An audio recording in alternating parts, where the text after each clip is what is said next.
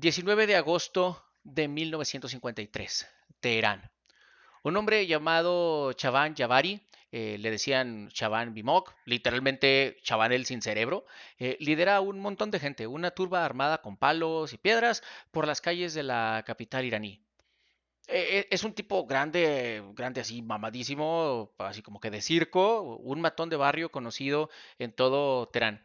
Y esa mañana, sin que él probablemente lo supiera del todo, está ejecutando el plan de un oficial de la CIA de 37 años llamado Kermit Roosevelt Jr., nieto del expresidente Theodore Roosevelt, que lleva semanas escondido en una casa de seguridad en Teherán, repartiendo dinero en efectivo de un fondo de $1 millón. Para el final del día, el primer ministro de Irán, un abogado de 71 años llamado Mohamed Mossadegh, va a estar huyendo por encima de la barda de su propia casa.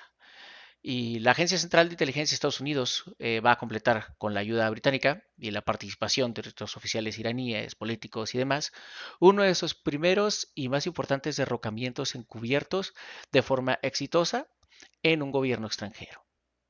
Esto no es una teoría de conspiración, es una teoría, digo, es una historia bien documentada por los propios papeles de la CIA y vamos a dar fechas, nombres y datos exactos. Una vez más con ustedes, soy Robert, transmitiendo para Regando la Historia, y hoy vamos a hablar de la operación Ajax. Sin más por el momento, vamos a darle.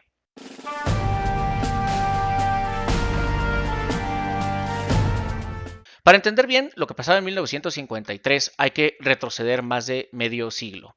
Desde 1901, una concesión petrolera llamada el Acuerdo Darcy le había dado a inversionistas británicos el poder casi total del petróleo iraní. Con el tiempo, esa concesión se convirtió en la Anglo-Iranian Oil Company, o AIOC, controlada principalmente por el gobierno británico.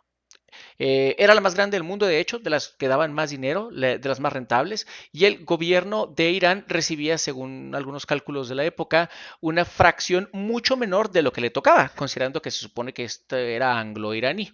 ¿Sí? Incluso ni siquiera en impuestos recuperaba tanto dinero para el petróleo que sacaba Gran Bretaña. El 7 de marzo de 1951, el entonces primer ministro, el general Ali Rasmara, quien se oponía a nacionalizar el petróleo por razones más bien técnicas que políticas, fue asesinado por Khalil Tamasevi, un miembro de un grupo islamista, Fadayan e Islam.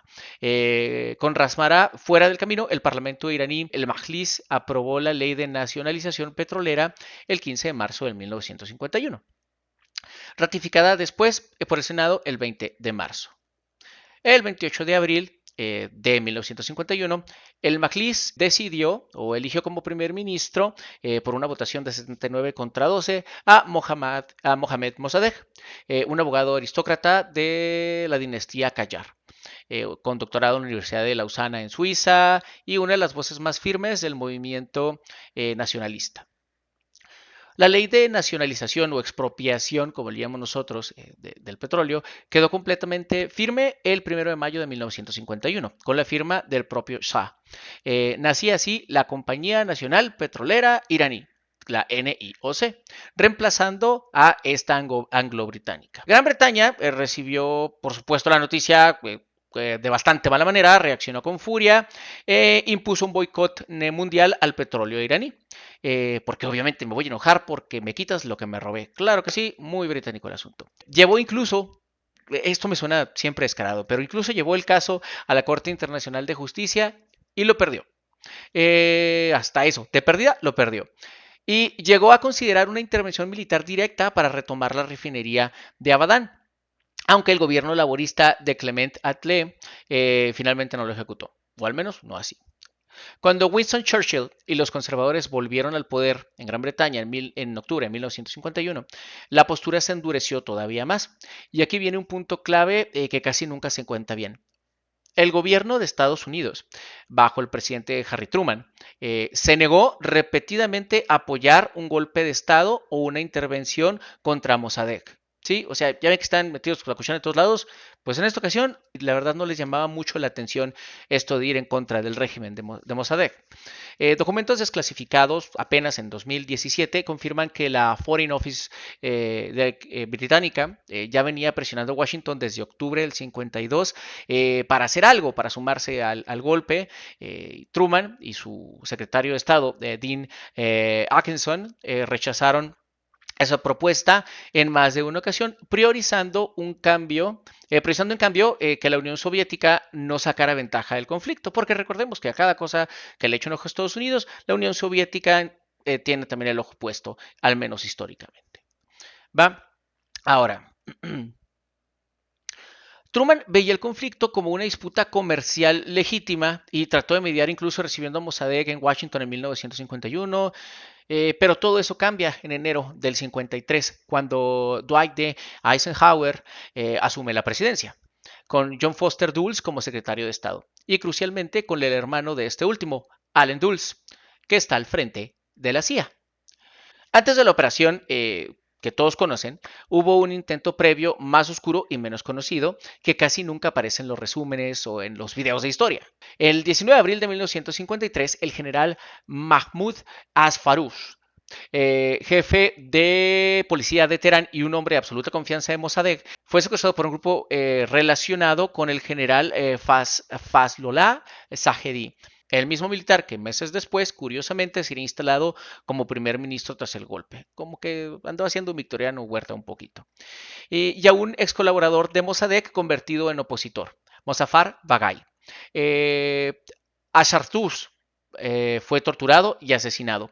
Su cuerpo apareció días después en una cueva cerca de Teherán. Durante décadas, la autoría exacta de este crimen fue objeto de rumores y nunca se supo realmente, aunque todos se apuntaban a quién, pero nunca se supo realmente quién fue el autor de este crimen. La evidencia más contundente sobre la participación británica llegó recién en 2020, en el documental CUP 53, cuando un ex agente del MI6 llamado Norman Derbyshire, en una entrevista grabada años antes y luego recuperada, admitió directamente su participación. Al preguntarle si había estado involucrado en el asesinato de Asfartus, respondió sí, así de sencillo. Según este relato, la intención original era solo secuestrarlo para desestabilizar el gobierno, no matarlo. No más que dijo que pues en esa línea de trabajo de pronto las cosas salen mal y pues salió mal y lo mataron.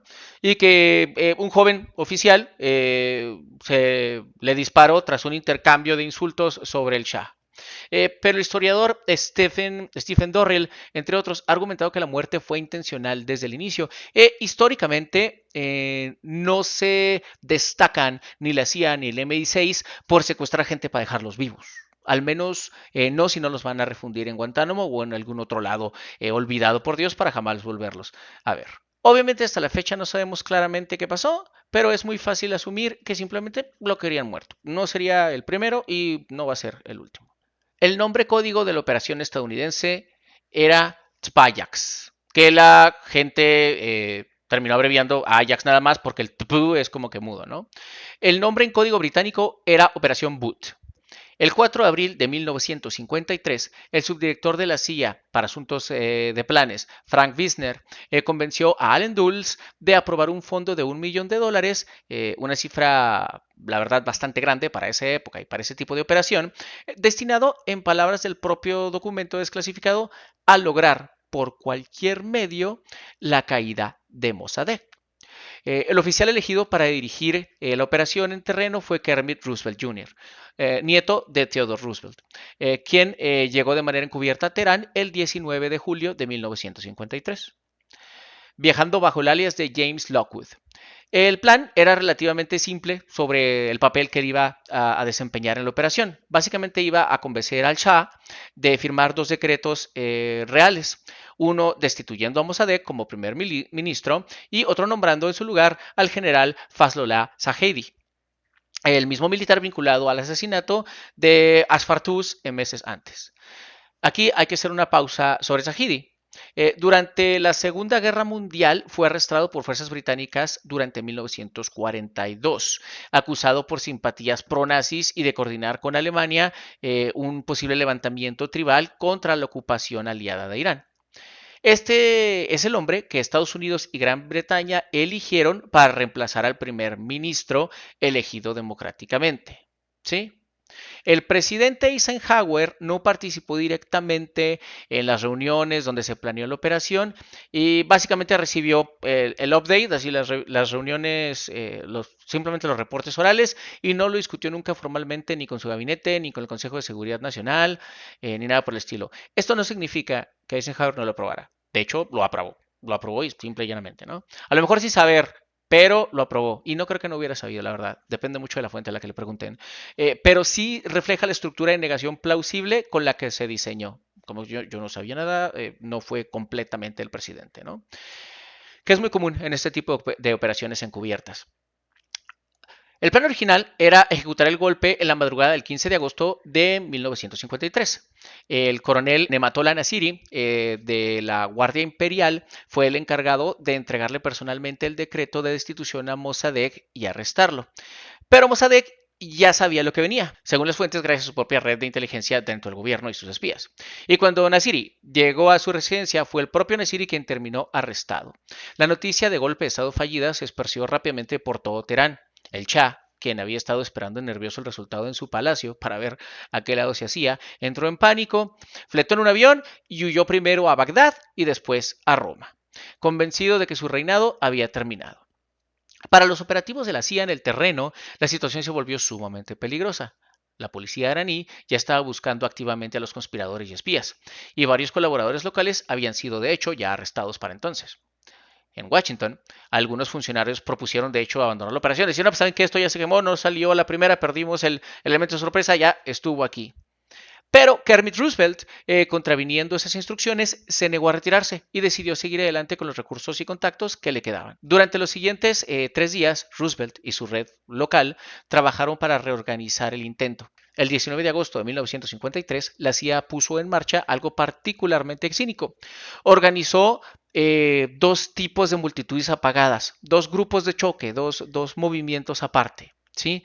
Primero, un grupo de agentes locales financiados por la CIA que se hizo pasar por simpatizantes del partido Tudeh, algo muy americano, esto de alborotar avisperos y alborotar movimientos locales. El partido Tudeh es el partido comunista iraní. Y salió a las calles destruyendo negocios y generando caos, esta también nos la sabemos, también en Latinoamérica, con el objetivo deliberado de asustar a la clase media y oficiales del ejército con la idea de que ya venía una revolución comunista. Después, el otro movimiento, el otro grupo, esta vez genuinamente a favor del Shah, pero también pagado por la CIA, salió a las calles para responder a esa amenaza comunista. Entre los líderes de este segundo grupo estaba precisamente Shaban Jafari, el matón que mencioné al inicio. Aquí vale una aclaración. No toda esa segunda multitud era una creación artificial de la CIA. De hecho, ya existía este movimiento que estaban en favor del Shah, el Shah lleva gobernado mucho tiempo, etcétera. Entonces, vamos a decir que fue un poquito nada más usar el recurso, el odio y los medios que ya tenía este grupo. Nada más la CIA le dio un empujoncito y le dio un villano fácil de ubicar. También había un sector genuino de la población, sobre todo monárquico y religioso, que apoyaba este movimiento y que se movilizó por su cuenta propia contra Mossadegh. Lo que se hizo la CIA es, como siempre, financiar, organizar y amplificar. Deberían de hacerlo así como que su eslogan, ¿no? El ejército se sumó de forma decisiva ese día, coordinado por el general Zahidi, tomando la estación de radio y edificios de gobiernos clave. Importante la parte de la estación de radio porque primero hay que apropiarnos de la narrativa antes de cualquier cosa. Aunque vale aclarar que sectores importantes del ejército y de la policía ya formaban parte de la conspiración desde antes. Hubo enfrentamientos armados durante horas en las calles de Teherán, la residencia de Mossadegh fue sitiada, él logró escapar saltando el muro de su propia casa, pero se entregó al día siguiente, el 20 de agosto. No sabemos cuántas personas murieron ese día porque fueron muchos movimientos como que aislados. O sea, si bien hubieron grescas grandes, estuvo muy separado el conflicto geográficamente. Pero aquí hay que ser un poquito precisos con el rango porque no hay una cifra única como tal. La mayoría de las fuentes serias, incluida la Enciclopedia Británica, aquí lo vamos a poner o entre paréntesis, qué tan seria la enciclopedia británica es para este caso, donde ellos tienen la culpa de haber empezado todo. Y las agencias de noticias también de todas partes del mundo que cubrieron el 60 aniversario del evento en 2013 citan más o menos unos 300 muertos. Cosa importante, nunca vamos a saber los muertos o las víctimas de estos sucesos a través de la historia, porque al final de la historia la cuentan los vencedores y estamos hablando de una operación para beneficio británico, impulsada por los británicos y ejecutada por los americanos. Entonces, incluso aunque ellos supieran la cifra real de la gente que falleció en aquel momento, no nos la dirían. El fondo aprobado fue de $1 millón, como les platicaba antes, para la operación. Pero en una entrevista con NBC News en 1979, ya retirado, el propio Kermit Roosevelt afirmó que de ese millón solo se usaron como $60,000. Porque tipo de cambio, ¿no? ¿Cómo compras gente fácil en otros países de pronto, ¿no? Cuando el periodista le preguntó si de verdad bastó con esa cantidad tan pequeña para tumbar un gobierno, Roosevelt respondió de una manera muy sencilla que sí, y que en Washington le preguntaron cómo se les había arreglado para gastar tan poco. El problema es que esta cifra viene de la propia boca de Roosevelt, que no era la persona más sencilla o humilde para hablar de las operaciones. Eh, la verdad, simple y sencillamente, lo que se puede ver con estas declaraciones es que él tenía todo el interés de minimizar y romantizar su papel en la operación. De hecho, publicó un libro de memorias, Countercoup, que varios historiadores y hasta sus propios colegas de la CIA calificaron después de exagerado y poco confiable. Así como, sí, sí, sí, ándale, güey, claro, güey, todos te creemos. Otras fuentes académicas basadas en documentos de la época hablan de cientos de miles de dólares gastados en sobornos, no de 60,000. Y nos hace sentido porque Irán, recordemos que al final del día está acostumbrado a, vamos a decirlo, y lo voy a decir con respeto para la gente de Irán, pero a recibir migajas hasta cierto punto, incluso los mandatarios. Si recordamos que se estaban llevando millonadas de petróleo, estaban acostumbrados a sobornos igual también importantes. Entonces 60,000 no creo que hayan convencido a un mandatario o dos iraníes que están acostumbrados a vivir en pueblo petrolero, aunque sean migajas petroleras, son migajas petroleras, no son $60,000. Debió de haber sido más, al menos en mi muy humilde opinión. Mossadegh fue arrestado y juzgado en un tribunal militar y sentenciado el 21 de diciembre de 1953 a 3 años de confinamiento solitario. Una condena, cabe decir, muy por debajo de la pena de muerte que pedían los fiscales y que el propio Shah conmutó personalmente. Tras cumplir esos 3 años, quedó bajo arresto domiciliario de por vida en su pueblo natal, Ahmadabad, donde murió el 5 de marzo de 1967, lo cual supongo que, salvo el proceso engorrosísimo, dolorosísimo posiblemente, supongo que no fue el peor de los finales, a comparación con algunos que han estado en una situación similar. Durante décadas, Estados Unidos ni confirmó ni negó formalmente su papel en el golpe, aunque era un secreto a voces entre los historiadores. El primer reconocimiento formal, oficial y significativo llegó en marzo del 2000, cuando la entonces secretaria de Estado Madeleine Albright calificó la intervención de 1953 como un retroceso para el desarrollo político de Irán.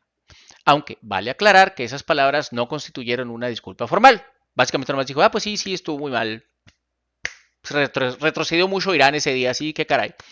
En 2009, en su discurso del Cairo, el presidente Barack Obama fue un poco más directo y reconoció que en medio de la Guerra Fría, Estados Unidos jugó un papel en el derrocamiento del gobierno iraní elegido democráticamente. Que también está medio en comillas, pero perdía, nos da un poquito más ahí de granito de responsabilidad, ¿no? La confirmación documental más contundente llegó en agosto de 2013, en el 60 aniversario del golpe, cuando National Security Archive, a través de una solicitud de acceso a la información, obtuvo un documento de la CIA de mediados de los años 70 que decía textualmente que el golpe militar que derrocó a Mossadegh fue llevado bajo la dirección de la CIA como un acto de política exterior de Estados Unidos. En 2017, el Departamento de Estado de Estados Unidos publicó cerca de 1,000 páginas adicionales de documentos históricos sobre el episodio.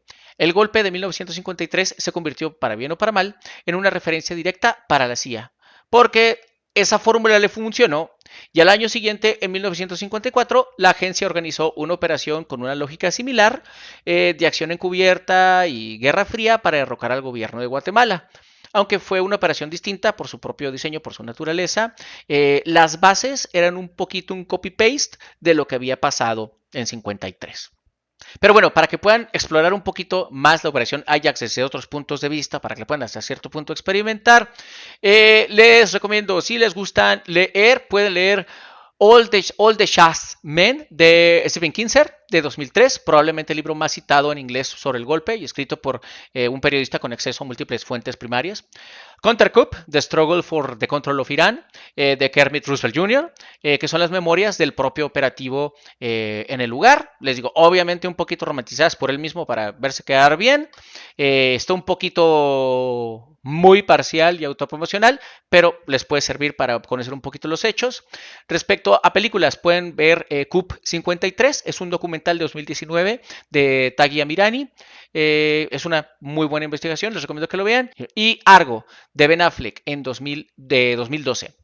No es sobre el golpe de 53, pero sí trata de la crisis de rehenes del 79. Y la secuencia inicial de esta película resume un poquito el contexto histórico del golpe de Estado con bastante fidelidad. Ahora, respecto a juegos, Dark Years, un juego de acción aventura ambientado directamente en los eventos de la Operación Ajax en Teherán en 1953 y 1979 Revolution Black Friday de 2016, que es un juego más narrativo sobre la revolución islámica que dedica tiempo explícito a explicar con buen detalle el golpe de Estado de 1953, siendo un antecedente para la revolución del 79. Pero, ¿qué opinan ustedes al respecto? ¿Qué opinan de estas operaciones de la CIA? Ahora sí que mientras más aprendo de historia, mientras más aprendemos todos juntos de historia, más me doy cuenta que muchos de los eventos históricos, al menos recientes, al menos del siglo XX, tienen algo que ver en poquito o en mucho con la CIA, con el MI6 y con estos intereses primermundistas. Amén. No hablo de la gente que vive en estos países, de los ciudadanos de a pie, sino hablo de los intereses de los gobiernos de estos países particularmente. Díganme en los comentarios cómo la ven ustedes, qué otras operaciones conocen, qué otra información conocían, sabían de la operación Ajax. Suscríbanse al canal si no lo he hecho todavía, comparten el video con sus compas y denle click a la campanita para que YouTube les avise cuando subimos un nuevo video. Y sin más por el momento, yo fui Robert, pásensela chido, bye.